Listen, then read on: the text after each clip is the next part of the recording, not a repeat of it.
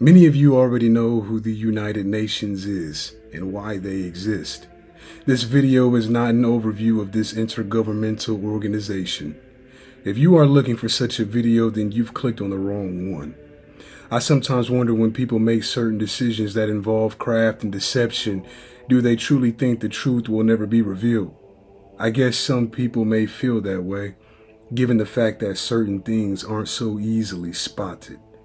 You all know what I like to talk about on this channel and who I talk about the most on this channel. Truthfully, it is only fair. There are many teachers and preachers out here in the world preaching all kinds of messages. I'm not just talking about the charismatic Christian pastors some of you are thinking about either. I'm talking about humans who are a part of all other beliefs as well. However, I fail to see many do what I am doing now. The United Nations' main goal is to maintain international peace and security, promote sustainable development, and protect human rights. More specifically, the UN aims to achieve these goals through various means, including promoting and maintaining peace and security, helping produce sustainable development, defending, protecting, and advocating for human rights, and also aiding in giving humanitarian aid. All of that sounds good, but the truth is many still view the United Nations as being an organization that continually falls short of what it's supposed to uphold. This is because of its inability to address global issues. Their decision-making process is slow. They've been accused of political bias. Their reach around the world is limited, and they lack the power that actual countries possess.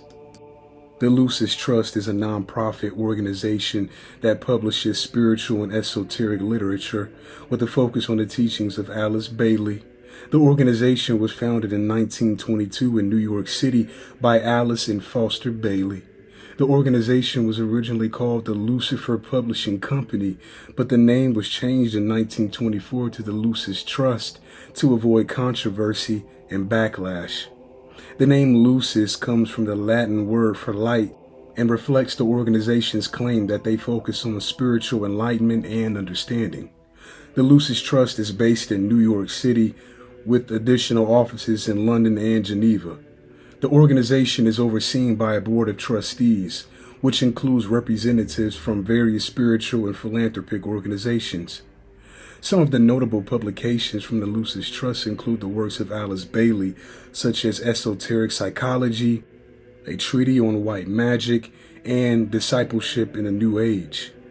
The organization also publishes the quarterly journal, The Beacon, which features articles on spiritual topics from a variety of authors. The Lucis Trust is not connected to any particular religion or belief system, but rather seeks to promote spiritual growth and understanding through the exploration of diverse traditions and ideas. The organization also supports various humanitarian and environmental causes and has been involved in efforts to promote global peace and understanding. All sounds wonderful and pleasant, doesn't it? Alice Bailey knew what she was doing when she named the company Lucifer Publishing Company. You see, the thing is, the fear and worry of her possibly being called a Luciferian gripped her. She wasn't a Luciferian, but that isn't the point. It would have been better for her to just take a stand on the decision she made for the name, but she decided to go with a similar name instead. And one could say she used wisdom as well, as the name Lucifer is connected to negativity. I wonder what was her motivation for naming it Lucifer Publishing Company. Satan has many names. The name Lucifer was just the very first name he was given when he was created. But that name also highlights who gave it to him, which is his opponent, whom he despises. This is why I prefer to use his second most popular name, the name he took on after the fall, Satan. This name is a representation of who he is today, not when he used to be an angel of light. That chapter of his existence isn't of importance anymore. Who he is now is what is important. One does not need a history lesson on the names Lucifer and Satan, as I'm already aware of those names, their meanings, etc. In the kingdom of darkness, there is no light. All that is light or of the light has been stomped out, trampled upon, and thrown into the fire. so none of that matters. Another reason why Alice and Foster Bailey decided to use the names Lucifer instead of Satan is because they were students and teachers of Theosophy. Theosophy was founded by Helena Petrovna Blavatsky in the late 19th century. Helena was a Russian occultist and spiritualist who claimed to have received knowledge from a group of ascended masters during her travels in India and Tibet. In terms of its teachings about Lucifer/Satan, Theosophy presents a complex and nuanced view. Helena herself wrote extensively on the subject, and subsequent theosophical writers have also discussed it.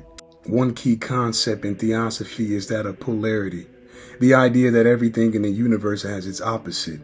Lucifer, in this view, is seen as the polar opposite of Christ, representing the principle of rebellion and free will. Satan, on the other hand, is seen as a different entity entirely, representing the principle of ignorance and delusion. Imperfection is a trait of mankind, not supernatural beings. There is no ignorance and delusion in Satan's heart and mind. There is only focus, wrath, and determination to overcome the earth and rid of everything in it that isn't to his liking. You see, people, before I continue, Helena had it all wrong. She says that Satan is the principal representation of ignorance and delusion. That assessment of him is what is ignorant, deluded, and disrespectful. You see, what stems from delusion is confusion. Confusion can come from the kingdom of hell when success can be achieved by sowing dissension among mankind and keeping truth from the minds of the masses. But Satan himself isn't an entity that possesses these traits. The confusion comes from individuals who spread any message in the light of their choosing, that message then causing people to be internally divided and unable to move forward due to strife. Let me get back to Helena. Helena wrote that Lucifer was not evil in and of himself, but rather a symbol of the divine spark within human beings that drives us to seek knowledge and understanding. She also claimed that Lucifer had been misunderstood and demonized by traditional Christianity, which had wrongly conflated him with Satan. I would like to point out that this is why many atheists and agnostics don't take any spiritual beliefs seriously. Helena claims that the Holy Bible conflated both Satan and Lucifer, but didn't give a precise, specific, detailed answer as to why these two names identify separate beings. So if she isn't able to do that, as she is now dead, then what would make her analysis of who Satan/Lucifer is any more credible than any other text these two names are found in? Since this is my channel and I have extensive knowledge of those who are of the Dark Kingdom, I can confidently say that her assessment of Satan is entirely wrong. There is no misunderstanding about who Satan is. Satan existed before the dissemination of Christianity, so this isn't about Christian beliefs either. Mankind loves to imagine, preach, and teach about how Satan is a benevolent being who is here to spread peace and positivity. Read the room, and if you don't know what you're looking at, then read it again. Satan and Lucifer are not two different entities. They are the same being. He responds to both. Both names are popular. He also has many other names as well, but those two names are his most popular. If you've ever watched anyone who has had a run-in with Satan himself or any high-ranking or low-ranking demonic spirit and has gotten to know that spirit for a long time, you will know that these spirits do not have any good intentions for mankind at all. They only come into agreement with mankind and work with them when they are receiving service, praise, and obedience from that human. You would also then know that Satan and Lucifer are also recognized as being the same person, not one being subordinate to the other, being equal or polar opposites. Sounds like somebody didn't know anything about spiritual warfare. Now let me continue. There is a room in the United Nations that most of you don't even know about. It is called the meditation room. I will now tell you all what is found in that room. Inside the United Nations, in the reception hall, just to the right of the reception desk, is a small room open to the public called the meditation room, and in the middle of this room is a big black altar made out of iron ore. It is called, quote, the Stone of Light. In 1953, Dag Hammarskjöld was appointed Secretary General of the UN. By all accounts, the man believed he had an appointment with destiny. He was driven to turn the UN's vision of justice and decency, peace and unity into reality. A member of the Swedish government, he was one of the world's greatest statesmen. Secretly, he was one of his greatest mystics. His journal markings, which he wanted to publish after his death, portrays his obsession with himself as a Christ figure. As a Knight of Christ, his holy writ, the UN Charter charged him with leading humanity into a mystical connection with the universe. His placement of the foundation, the Stone of Light, in the meditation room of the UN directly links him with the Grail mysteries. This Stone of Light is a 6.5-ton rectangular block of iron ore. This massive black stone is polished on the top so that it brings forth a sheet of minute lights that shine like billions of tiny stars. It is a natural magnet emitting magnetic waves. This particular block was chosen from 60 chunks of iron ore from a Swedish mine before the right one was found. One wonders what it was about this particular stone that caught Dag's fancy. There is a fascinating Grail legend that addresses the meditation room of the United Nations. According to the legend, when Percival enters the Grail castle, he is entering the mysterious world of the human body, the brain. It is there that the Stone of Light resides. The stone is thought by occultists to be the pineal gland that centers of man's consciousness.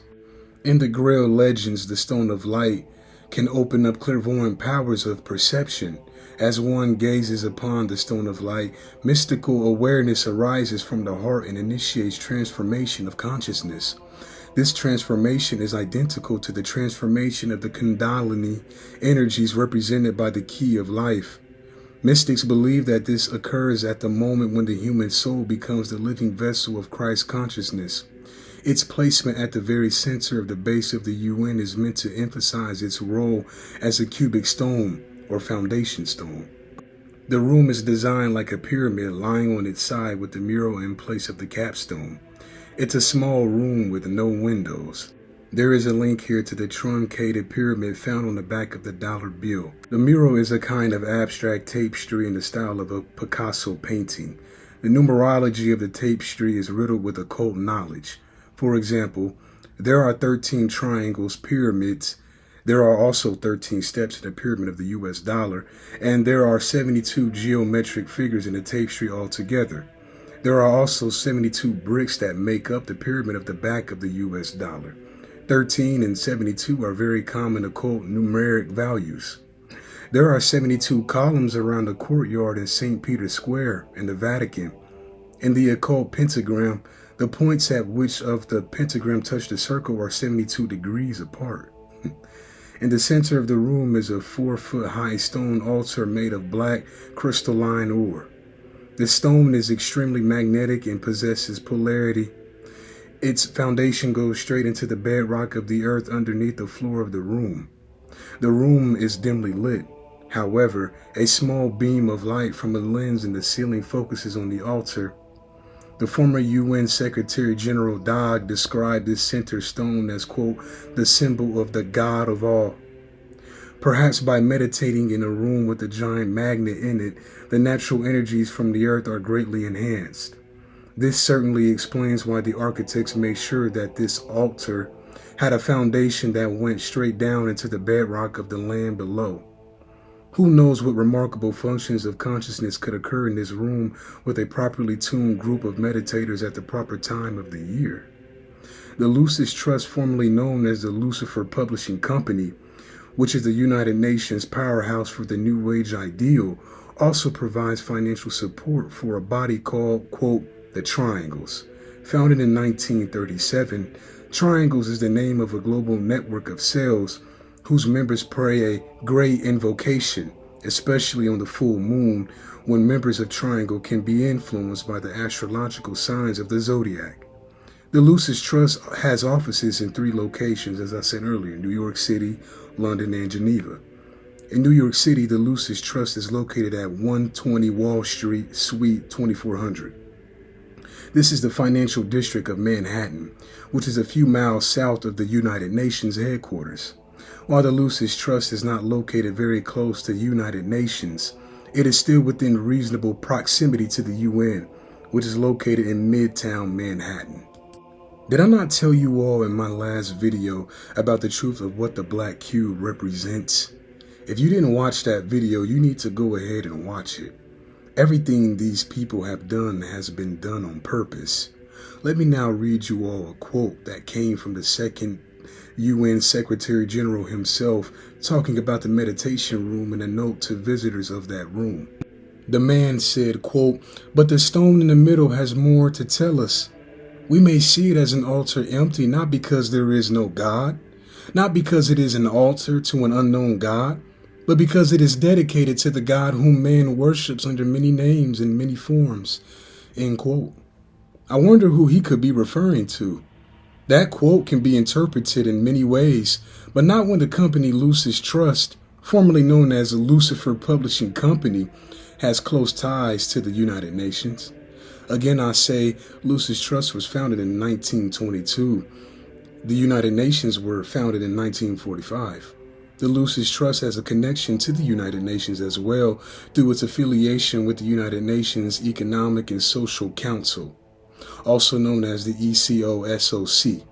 The Lucis Trust has been a recognized non-governmental organization, also known as an NGO, with consultative status at the United Nations since 1989, which allows them to participate in UN events and contribute to policy discussions.